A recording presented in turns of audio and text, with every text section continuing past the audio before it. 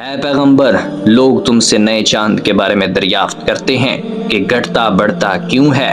کہہ دو کہ وہ لوگوں کے کاموں کی میعادیں اور حج کے وقت معلوم ہونے کا ذریعہ ہے، اور نیکی اس بات میں نہیں کہ حرام کی حالت میں گھروں میں ان کے پچھواڑے کی طرف سے آؤ، بلکہ نیکوکار وہ ہے جو پرہیزگار ہو، اور گھروں میں ان کے دروازوں سے آیا کرو، اور اللہ سے ڈرتے رہو تاکہ کامیابی پاؤ۔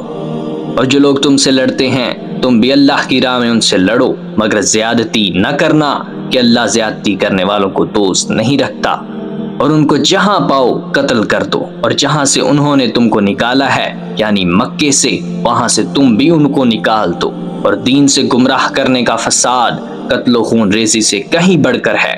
اور جب تک وہ تم سے مسجد حرام یعنی خانہ کعبہ کے پاس نہ لڑیں تم بھی وہاں ان سے نہ لڑنا۔ ہاں، اگر وہ تم سے لڑیں تو تم ان کو قتل کر ڈالو، کافروں کی یہی سزا ہے۔ پھر اور اگر وہ باز آ جائیں تو اللہ بخشنے والا ہے، رحم کرنے والا ہے۔ اور ان سے اس وقت تک لڑتے رہنا کہ فساد نابود ہو جائے اور ملک میں اللہ ہی کا دین غالب ہو جائے۔ پھر اگر وہ فساد سے باز آ جائیں تو ظالموں کے سوا کسی پر زیادتی نہیں کرنی چاہیے۔ ادب کا مہینہ ادب کے مہینے کے مقابل ہے، اور ادب کی چیزیں ایک دوسرے کا بدلہ ہیں۔ بس اگر کوئی تم پر زیادتی کرے تو جیسی زیادتی وہ تم پر کرے ویسی ہی تم اس پر کرو، اور اللہ سے ڈرتے رہو اور جان رکھو کہ اللہ ڈرنے والوں کے ساتھ ہے۔ اور اللہ کی راہ میں مال خرچ کرو اور اپنے آپ کو ہلاکت میں نہ ڈالو، اور نیکی کرو، بے شک اللہ نیکی کرنے والوں کو دوست رکھتا ہے۔ اور اللہ کی خوشنودی کے لیے حج اور عمرے کو پورا کرو، اور اگر راستے میں روک لیے جاؤ تو جیسی قربانی میسر ہو کر دو، اور جب تک قربانی اپنے مقام پر نہ پہنچ جائے سر نہ منڈاؤ۔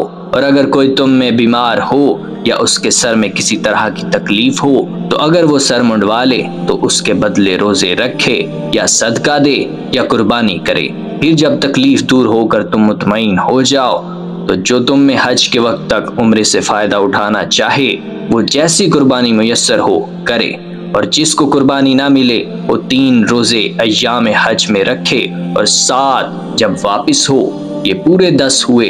یہ حکم اس شخص کے لیے ہے جس کے اہل و عیال مکے میں نہ رہتے ہوں۔ اور اللہ سے ڈرتے رہو اور جان رکھو کہ اللہ سخت عذاب دینے والا ہے۔